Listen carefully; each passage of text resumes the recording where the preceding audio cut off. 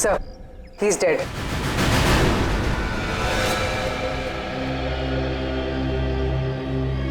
Ambulance को phone करो, check करो, देखो कोई सुराग मिलता है कि नहीं।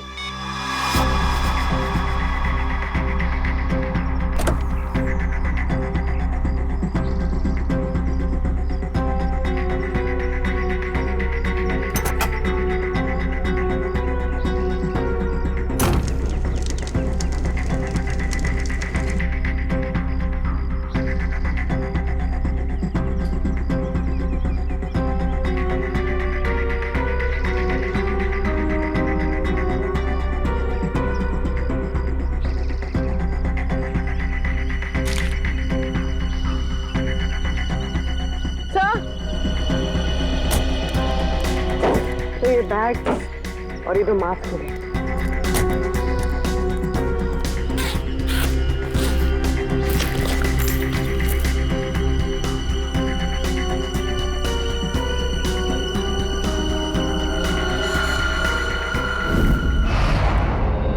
सर, ज्वेलरी शॉप लूटने वाले लड़के इंजीनियरिंग कॉलेज के स्टूडेंट थे और उनका कोई भी क्रिमिनल रिकॉर्ड नहीं था। पढ़े लिखे और अच्छे घर से थे।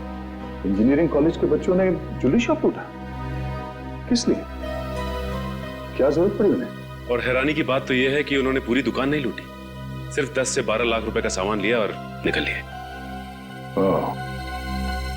शायद उन्हें उतने की जरूरत थी। सर, ये मयंक और जिगर के माता पिता हैं।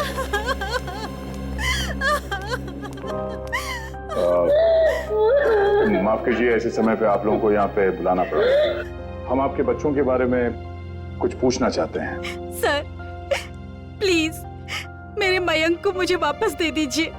हमारा एक ही बच्चा है और इस उम्र में हमसे ये सदमा बर्दाश्त नहीं होगा सर। प्लीज सर, प्लीज मेरे मयंक को वापस दे दीजिए। देखिए मैडम, आप प्लीज अपने आप को संभालिए, प्लीज। सर, हमारा बच्चा एक इंजीनियर स्टूडेंट था, उसे पढ़ने और स्पोर्ट्स के अलावा कुछ और नहीं करना था और इस एक्सीडेंट में उसकी मौत। मेरा बेटा भी बहुत अच्छा लड़का था, फिर भी उसके साथ ये सब। हम समझ सकते हैं कि आप लोगों पे क्या बीत रही है, मगर हम आपको ये बताना चाहते हैं कि आपके बच्चों की मौत तब हुई जब वो ज्वेलरी शॉप को लूट के भाग रहे थे।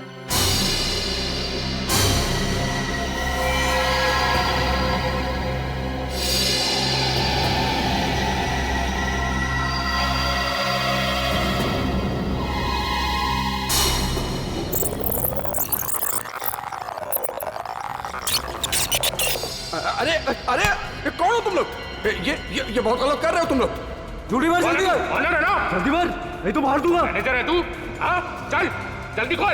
अरे ये बहुत गलत कर रहे हो तुम लोग। निकाल रहा हूँ। जल्दी खोल, जल्दी कर। सारे पैसे निकाल, सारे पैसे निकाल।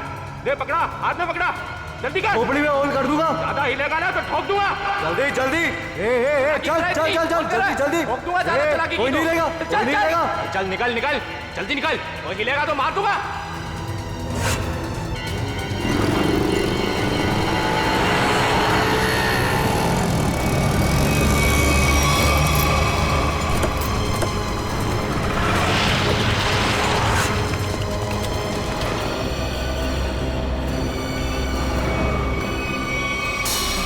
चुप रहिए आप लोग कुछ भी इल्जाम लगा देंगे और हम मान लेंगे।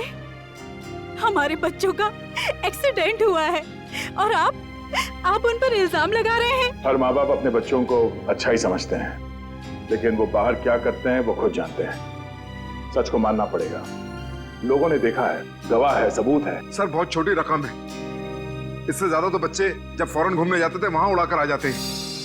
अरे हमारे बच्चों को चोरी करने की कोई जरूरत नहीं है, वो हमसे मांग सकते थे, लेकिन जिस गलती को छुपाने के लिए उन लोगों ने ये चोरी की, शायद उसका कारण आप लोगों को बताना नहीं चाहते हो। देखिए, मेरा बेटा जिगर बहुत अच्छा लड़का था, जरूर उसको किसी ने उकसाया होगा, वो ऐसा कभी नहीं कर सकता। देखिए मैडम, सच्चाई तो यही है कि अपराध हुआ है। मयंक और जिगर ने ज्वेलरी शॉप को लूटा है। अब हमें ये देखना है कि उन्हें इस पैसे की जरूरत क्यों थी किसको देना था? हाँ?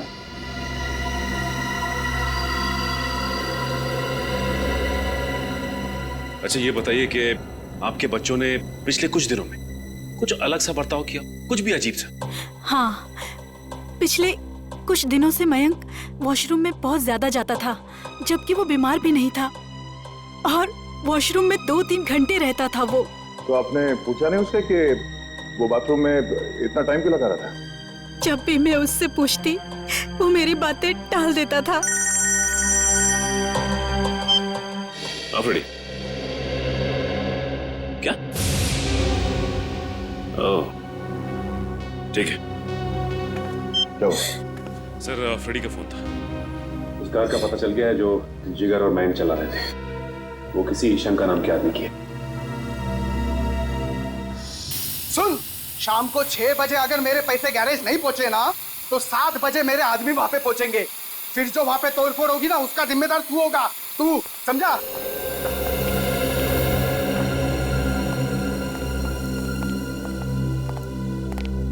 हम लोग सीआईडी से हैं। ये शंका कहाँ है? शंका? रुक जा!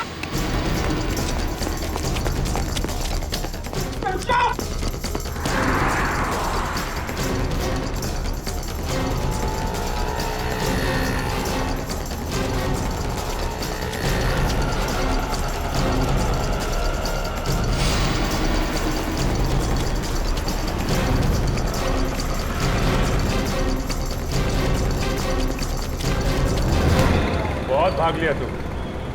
अब तेरी रेस यही खत्म होती है। नहीं साहब, नहीं, मारना नहीं। मैं सब सच बताता हूँ साहब, सब बताता हूँ। आंखें खोल के देख, ये मयंक और जिगर है। इन दोनों को दी थी ना कार तुमने दुकान लूटने के लिए? हाँ साहब, यही दोनों गाड़ी लेके गए थे, पर माँ कसम साहब, मुझे नहीं पता था कि ये दुकान लूटने के लिए मुझसे गाड़ी लेके जा रहे हैं। मुझे तो बोला भाड़े पे गाड़ी चाहिए, गोवा जाना है, दे दिया। और साहब, अपना तो धंधा ही है भाड़े पे गाड़ी देना। चुराई हुई, लेकिन साहब पुरानी गाड़ी खरीदना और बेचना। ये चोरी की गाड़ियों का धंधा करता है और तुम लोग इसका साथ देते हो। सर, हमें कुछ नहीं पता, हम तो बस अपनी मजदूरी के पैसे लेते हैं और कुछ नहीं सर। हाँ सर, ये सच कह रहा है। सर हम इस बारे में कुछ नहीं जानते। ठीक है पंच, इससे इसकी सारी डिटेल ले लो, बाकी का पता तो हम लगा ही लेंगे।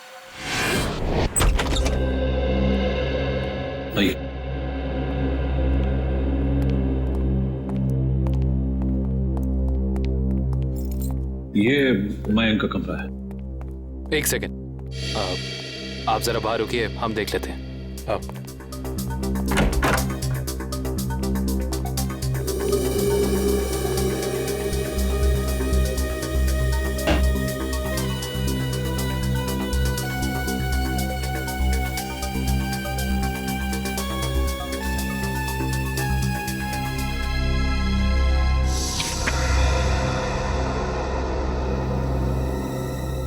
पैम्पलेट्स, ये पैम्पलेट्स?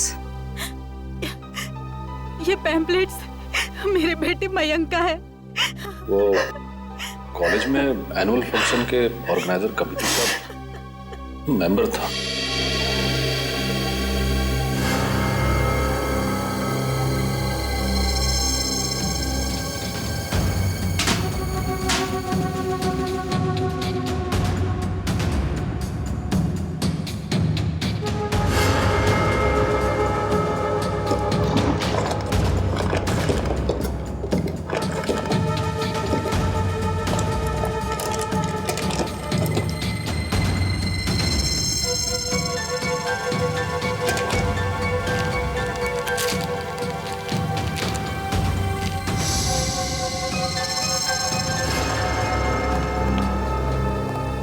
ये इन चीजों को पहचानती हैं आप?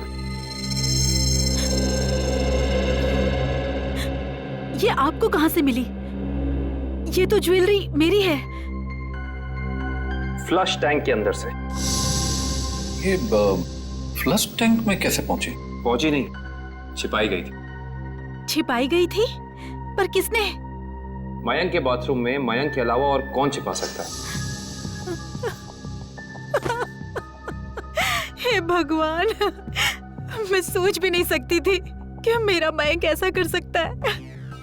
मयंक के कोई शौक, कोई आदत? नहीं सर, कुछ भी नहीं। उसके दोस्त? ज्यादा नहीं, लिमिटेड, बस 4 या 5। अच्छा, मयंक के सारे दोस्त कॉलेज के ही थे या बाहर के भी थे? नहीं, उसके सारे दोस्त कॉलेज के ही थे, बाहर का कोई नहीं था। क्या नाम बताया था आपने कॉलेज का?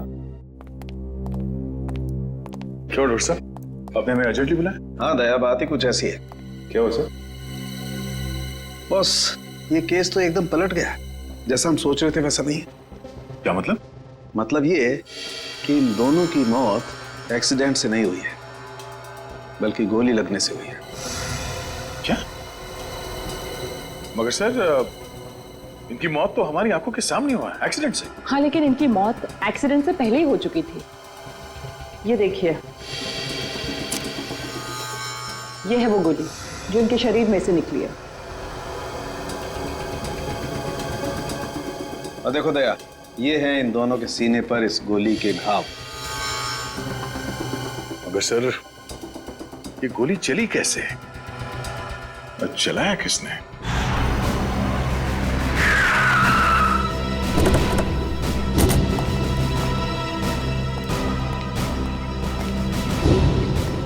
सर, हमारी गाड़ी उनकी गाड़ी के ठीक पीछे थी। उनकी गाड़ी का बैलेंस बिगड़ा, स्टीयरिंग पर से कंट्रोल छूटा और गाड़ी इस दीवार से आके टकरा।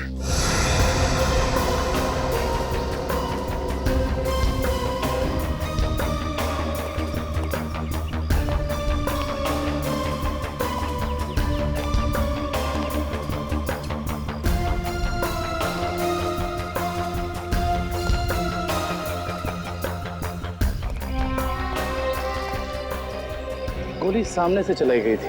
सर, गोली तो हम पीछे से चला रहे थे और वो भी टायर पे। तो फिर गोली सामने से आई कैसे? गोली अगर सामने से चली थी तो इसका एक ही मतलब हो सकता है, गोली चलाने वाला यहीं कहीं सामने की तरफ छुपा हुआ होगा। मगर श्रेया, सामने तो दूर दूर तक कोई था ही नहीं।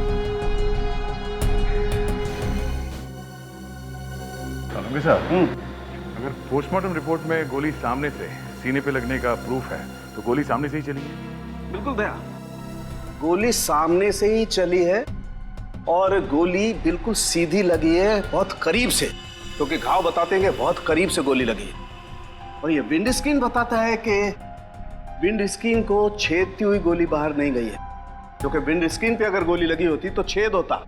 ये तो ऐसा लगता है जैसे पेड़ से टकरा करके गोली लगी है। इसका मतलब गोली बाहर से नहीं, अंदर से चली है। बिल्कुल लगता है, गाड़ी के डैशबोर्ड में से या एसी डक्ट में से या विंड चैनल में से। और अगर ऐसा है तो बुलेट या गन के मार्क जरूर मिलेंगे। बिल्कुल मिलेंगे, चेक करते हैं। वंश, गाड़ी नीचे लो। Yes sir.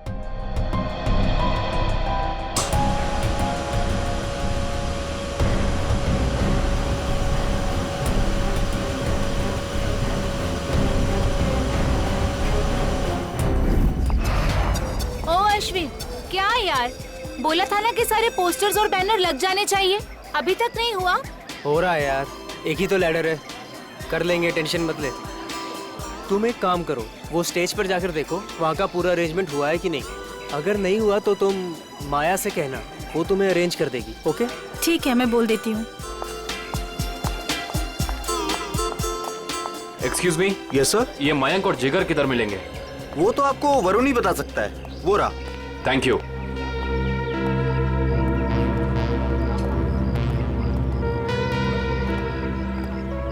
Excuse me. Hi, हम प्रीमियर क्लोथिंग की तरफ से हैं। आपके इस फेस्टिवल के स्पॉन्सरशिप की तरफ से। हाय। हाय। कहिए, how can we help you? देखिए, हमें आपकी ऑर्गेनाइजिंग कमेटी के मेंबर से मिलना था। आई मीन मयंक और जिगर से इस स्पॉन्सरशिप की डील के बारे में कुछ बातचीत करनी थी। कोई खास रीजन ना हो तो आप लोग हमें बता सकते हैं। दरअसल बात यह है कि हम उन्हीं दोनों से डील कर रहे थे, तो हमने सोचा कि स्पॉन्सरशिप की सारी बातें उन्हीं से हो जाए। मगर मयंक और जिगर तो कॉलेज में दिखे ही नहीं। आई मीन शायद आए नहीं। कब तक आएंगे वो? कुछ खबर? No news. मैंने भी उन्हें कांटेक्ट करने की कोशिश की है, लेकिन उनके फोन कॉल्स कनेक्ट नहीं हो रहे। ऐसा कैसे? हम भी ट्राई कर रहे थे, लेकिन उनके फोन से कोई रिप्लाई नहीं आया। हर बार नो रिप्लाई। कमाल की बात यह है कि मयंक और जिगर खुद स्पॉन्सरशिप के इतने पीछे पड़े थे, तब हो नहीं रही थी। देखिए, थोड़ा अर्जेंट है। अगर आज ये एग्रीमेंट साइन नहीं हुआ तो ये डील कैंसिल हो जाएगी। आई मीन ये हम स्पॉन्सर नहीं कर पाएंगे आपको, और इन दैट केस ये फेस्टिवल आप लोगों को कैंसिल करना पड़ जाएगा। नो नो, आप ऐसा मत कहिए प्लीज। हम लोगों ने बहुत मेहनत की है। कॉलेज की प्रेस्टीज का सवाल है। Of course. आप एक काम कीजिए, आप विक्की से जाके मिल लीजिए, तो वो आपको जिगर और मयंक के बारे में पूरा सही बताएंगे। वो उनके काफी क्लोज है। आप विक्की का एड्रेस और फोन नंबर दे दीजिए, हम उसे मिल लेते हैं।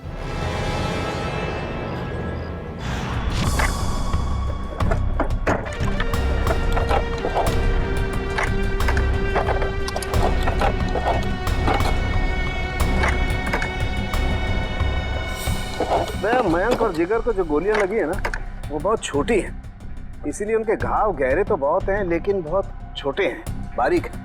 फिर तो गन भी बहुत छोटी होगी सर। छोटी होगी।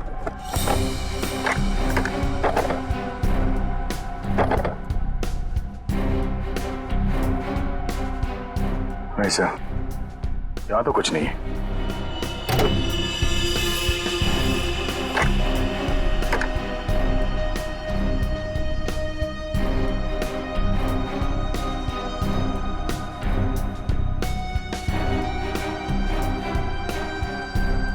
सर, यहाँ पे भी कुछ नहीं है। यहाँ पर कुछ नहीं है तो एक काम करो, इंजन चेक करो, उसमें भी फिट किया जा सकता कुछ।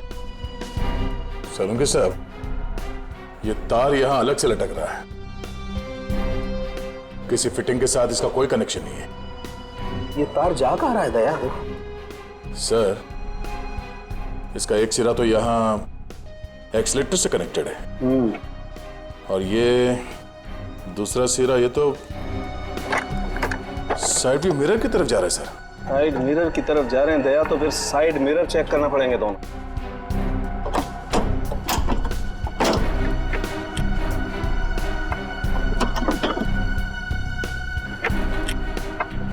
ये देखो,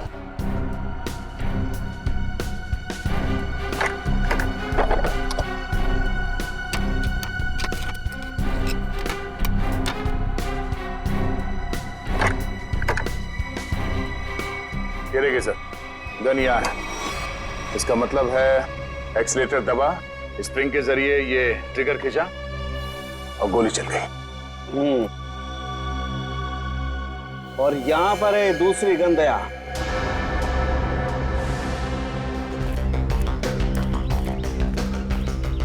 विक्की। हाँ विक्की, आप लोग? सीआईडी। सीआईडी? क्यों? घबराए हो क्यों लग रहे हो? अरे नेचुरल है, किसी शरीफ आदमी के घर में सीआईडी आएगी तो बंदा घबराएगा ही। अगर आदमी शरीफ हो तो उसे घबराने की जरूरत नहीं। बताइए, क्या काम है? हमें आपके दोस्तों के बारे में कुछ इंफॉर्मेशन चाहिए थी। कौन से दोस्त? मयंक और जिगर।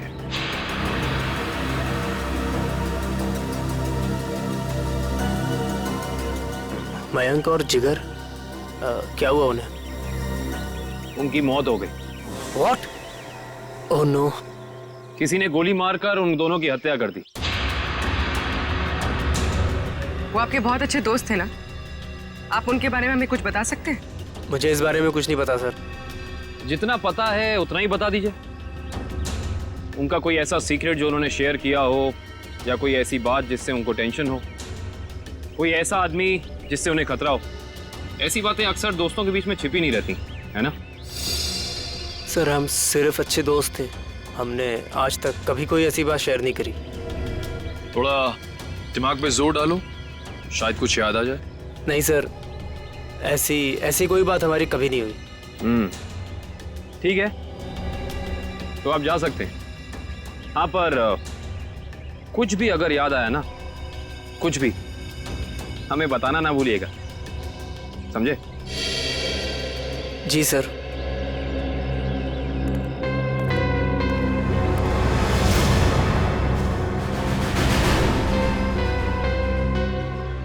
लेकिन सर, जब ये गाड़ी स्टार्ट हुआ तो उसने एक्सीलेटर तो दबाया होगा, तो जब पहली बार एक्सीलेटर दबाया तब ये ट्रिगर दब जाना चाहिए था, मगर ऐसा तो नहीं हुआ। ऐसा नहीं हुआ। और वो क्यों नहीं हुआ मैं बताता हूं तुम्हें। ये देखो, ये तार इस एक्सीलेटर से कुछ इस तरीके से बांधा गया है कि जब एक्सीलेटर दबे ये तार इस मोटर से एक राउंड लिपट जाए, और जब जब एक्सीलेटर दबता था ये तार इस मोटर से लिपटता चला जाता था। और एक मौका ऐसा आया कि तार कस गया, ट्रिगर दब गया और गोली चल गई। और ये काम किसी बहुत ही इंटेलिजेंट आदमी का है। कौन हो सकता है वो?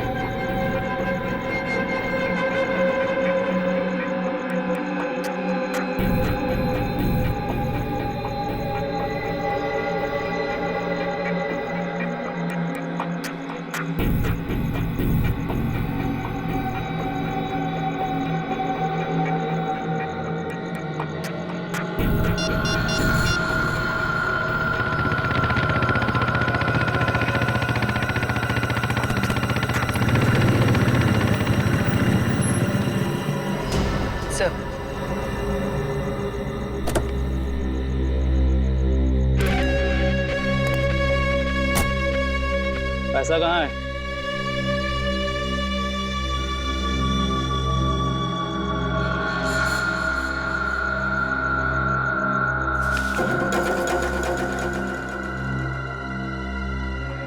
अब मैं तुमसे कभी नहीं मिलूंगा, ये याद मत रखना कि हम कभी मिले थे।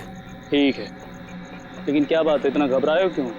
ये सब तुम्हारी वजह से हो रहा है। मयंक और जिगर का कुछ पता नहीं लग रहा, और आज सीआईडी मेरे घर तक पहुंच गई।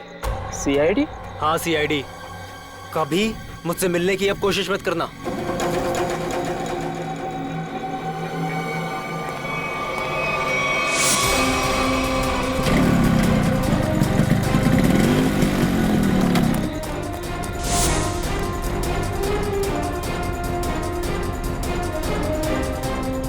कौन हो तुम लोग?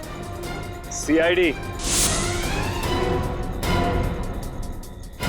अब बताओ कि मयंक और जिगर के साथ तुम दोनों का क्या रिश्ता है, और तुम दोनों ने उनका खून क्यों किया?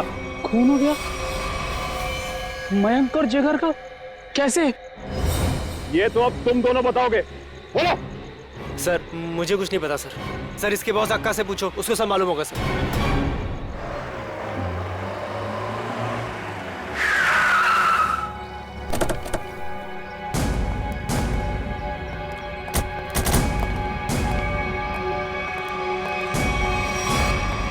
कहाँ जा रहे हो?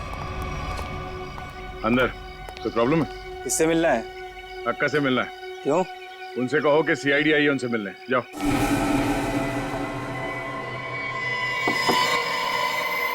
कौन है? अक्का, मैं रघु। बोला था ना डिस्टर्ब नहीं करना।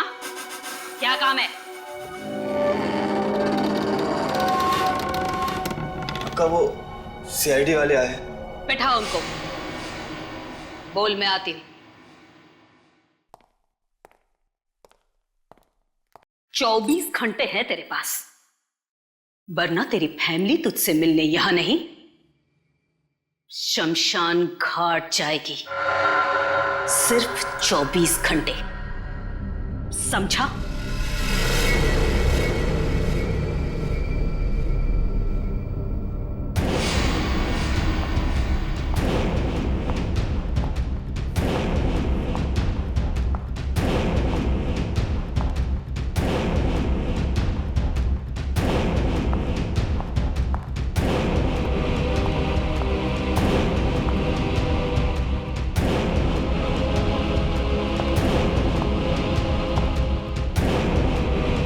सलाम साहब, बैठिए।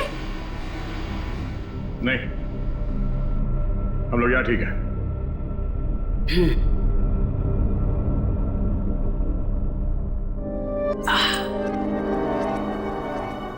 बोलो साहब, क्या काम है? मयंक और जिगर को जानती हो? जानती हूँ। क्यों मारा उन दोनों को? साहब, खोटी बात मुझे चलती नहीं। मैंने नहीं मारा उन दोनों को। झूठ हमें भी नहीं चलता।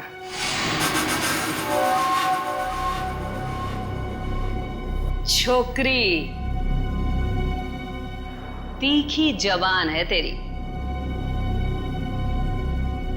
इसे आप समझाओ ना इसे। अक्का मीठा सुनना और बोलना दोनों पसंद करती है। तो फिर सर जो पूछ रहे हैं ना, उसका जवाब दो। जिगर और मयंक को क्यों मारा? बोला ना, मैंने नहीं मारा। मारा मारी मुझे पसंद नहीं।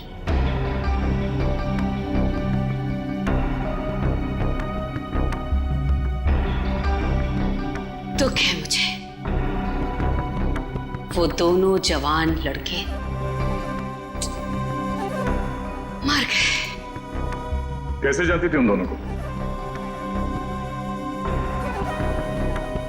जानती तो मैं आपको भी हूं साहब। जो यहां इस क्लब में एक बार आ जाता है, मैं उसे नहीं भूलती। क्यों आते थे वो यहाँ पर? अब डांडिया खेलने तो आते नहीं थे। यहां लोग आते हैं पत्ते खेलने। वो भी पत्ते खेलने ही आते थे। हार गए।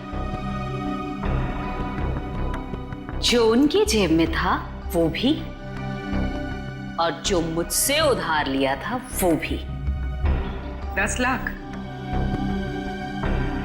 100% ठीक कहा तूने छोकरी। पूरे 10 लाख हारे वो साहब।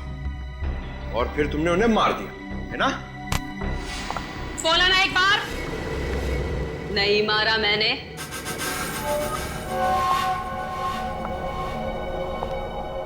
बिजनेस करते हैं हम साहब, मारा मारी का धंधा नहीं। मुझे मेरे पैसे चाहिए थे, उनकी जान नहीं। सारा पैसा डूब गया मेरा। तो फिर किसने मारा उन दोनों को? एक लड़का आता था साहब, उन दोनों का पीछा करते हुए। कौन था वो?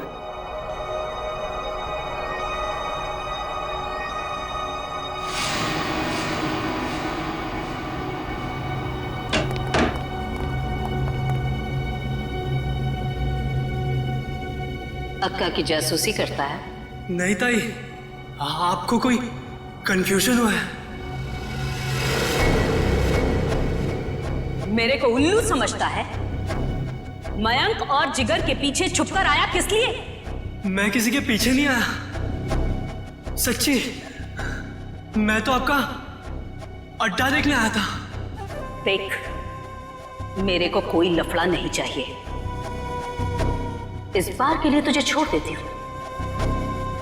आगे से कभी इधर दिखना मत, समझा? लेके जा रहे बच्चे को।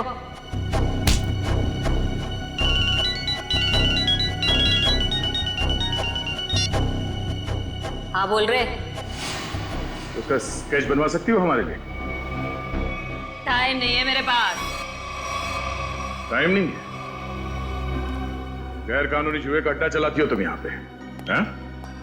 अगर उस धंधे पे बड़ा सा ताला लग जाए तो फिर तो तुम्हारे पास टाइम ही टाइम होगा।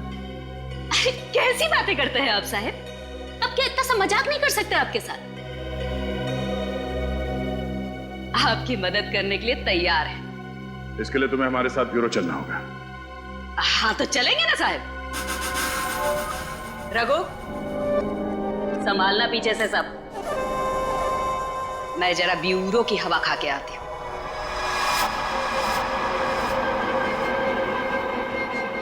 सर ये तो हितेश है, मैंने इसे शंका के गैराज में देखा था।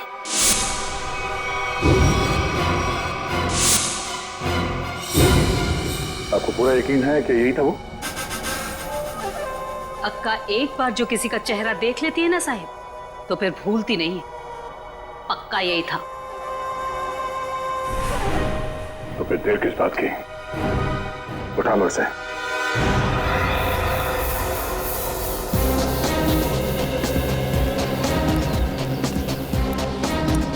उनसे पूछते हैं। अरे भाई साहब। हाँ जी। ये मैकेनिक हितेश कहाँ रहता है? वो उस तरफ, उस गली में।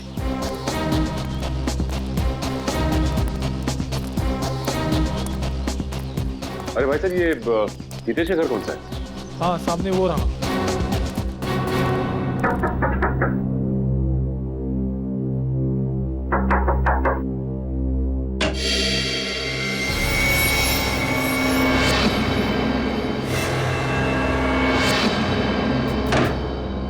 सर अब क्या हो गया?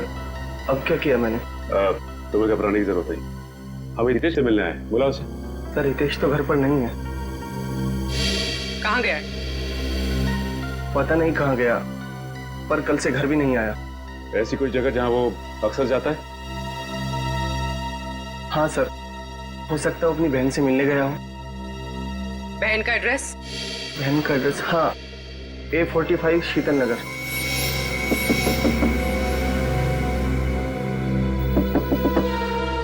हितेश, दरवाजा खोलो। हितेश, हितेश दरवाजा खोलो। हमें पता है कि तुम अंदर हो। बहुत हो गया।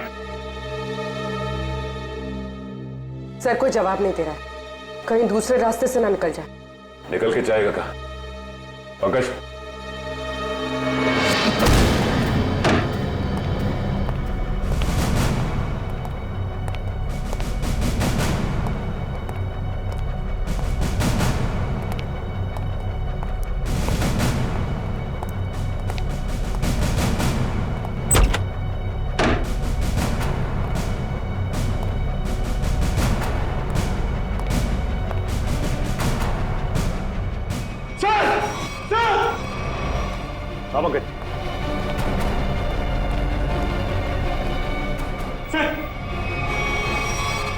सबका हाथ काट दिया मगर ये जिंदा है। एक काम करो, जल्दी से एम्बुलेंस को फोन करो।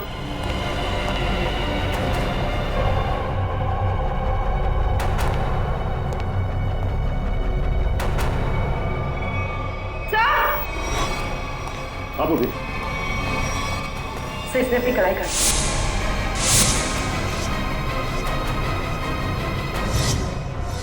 कमाल है, वहां हितेश ने अपनी कलाई काट ली और यहाँ पे इस लड़की ने अपनी कलाई काट ली। कहीं ये लड़की हितेश की बहन किरण तो नहीं है? हो सकता है। सर एम्बुलेंस आ गई और हितेश के रूम में ही सुसाइड नोट मिला है। Suicide note? ये सॉरी, हम दोनों ने मिलकर मयंक और जिगर को मारा है। उनकी गाड़ी में गन भी हम लोगों ने रखी थी। किरण और हितेश। सर शायद ये लोग शर्मिंदा थे और दुनिया का सामना नहीं कर पा रहे थे, इसलिए इन दोनों ने आत्महत्या करने की कोशिश की। इन दोनों ने मिलकर पहले जिगर और मयंक को मारा, उसके बाद अपने आप को मारने की कोशिश की। ये बात कुछ समझ में नहीं आ रही है।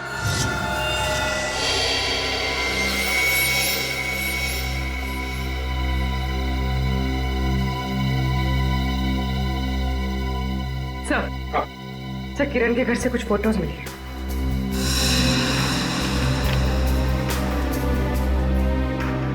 ये लड़की कौन है? हितेश और किरण के साथ पता नहीं सर, पर कोई करीबी लगती है। तभी तो सर 2 साल पुरानी ये पेपर कटिंग इसने संभाल के रखी थी। ये आर्टिकल है? इस लड़की ने भी आपने क्या की थी? हाँ सर, और एक बात, ये लड़की जिया उसी कॉलेज में पढ़ती थी जिस कॉलेज में मयंक और जिगर पढ़ते थे। अच्छा सर, कहीं इस लड़की की आत्महत्या में मयंक और जिगर का तो हाथ नहीं? हो सकता है पंकज, हो सकता है। और शायद किसी का बदला लेने के लिए हितेश और किरण ने मयंक और जिगर को मार डाला। कहाँ है वो दोनों जिन्होंने हमारे बेटे को हमसे दूर कर दिया है? कहाँ है?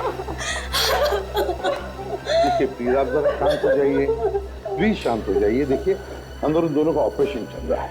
एसीपी साहब, मेरी आपसे एक रिक्वेस्ट, उन दोनों को फांसी जरूर दिलवाइएगा। देखिए आपको पूरा न्याय मिलेगा, पूरा न्याय मिलेगा। एक ही बेटा था मेरा, उसे भी इन लोगों ने मुझसे छीन लिया। हौसला रखो, भगवान पर भरोसा है। दोनों कैसे हैं, लड़का लड़की? जी लड़का अभी भी क्रिटिकल है, ऑब्जर्वेशन में रखना पड़ा है। और लड़की? वो ठीक है। बात कर सकेगी? अभी नहीं, वो बेहोश है, कल तक उसे होश आ जाएगा। ठीक है, थैंक यू वेरी मच। पूर्वी, कड़ी नजर रखो इन दोनों पर, देखो कहीं भाग न जाए ये लोग। बस कल सुबह तक का इंतजार है, कल सुबह तक का।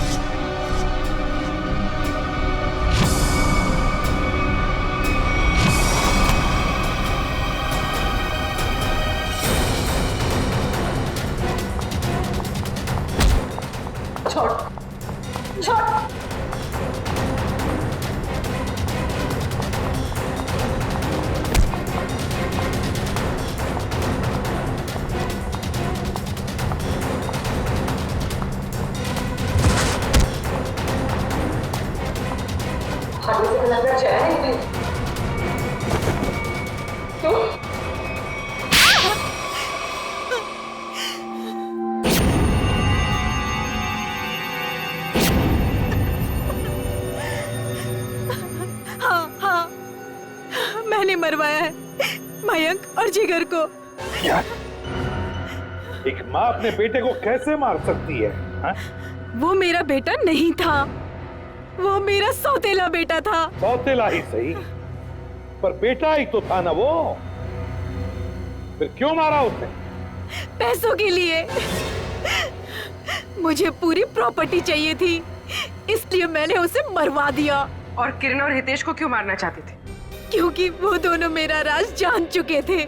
अच्छा, तो वो तुम्हारा राज जान चुके थे, इसलिए तुमने उन दोनों को अपने प्लान में शामिल कर दिया और फिर उन दोनों को याद दिलाई अपने बहन के मौत का बदला लेने की मयंक से, है ना, ताकि मयंक के खून में तुम्हारे हाथ लाल ना हो और वो दोनों फंस जाए।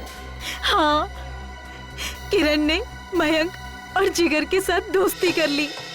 उसे पता चला कि दोनों ज्वेलरी शॉप लूटने वाले हैं और किरण ने ही उनकी मदद की।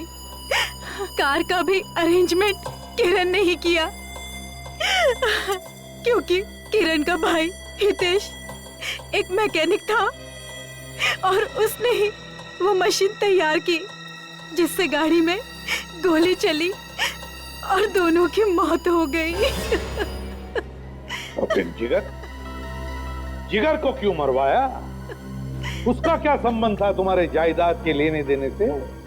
अगर सिर्फ मयंक को मरवाती तो सारा इल्जाम मुझ पर आ जाता, इसलिए मुझे जिगर को भी मरवाना पड़ा। वाह रे वाह, कैसी माँ हो तुम, कैसी माँ हो तुम जो जायदाद के लिए अपने बेटे का खून कर सकती है। शर्म आनी चाहिए तुम्हें, दो खून किए तुमने। तुम्हें तो शायद फांसी ही होगी, फांसी।